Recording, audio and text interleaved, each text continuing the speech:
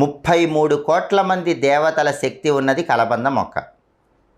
సహజంగా అందరూ కలబంద మొక్క ఇంట్లో పెంచుతారు, లేదా గుమ్మం ముందు వేలాడదీస్తూ ఉంటారు.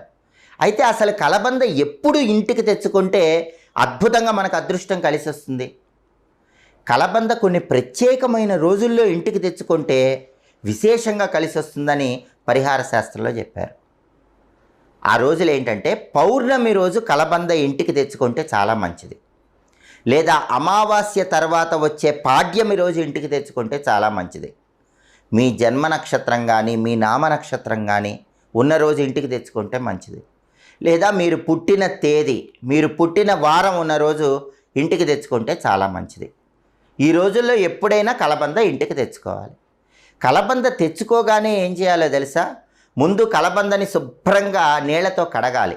కలబంద వేళ్ళు మొత్తం కూడా నీళ్లతో శుభ్రం చేయాలి.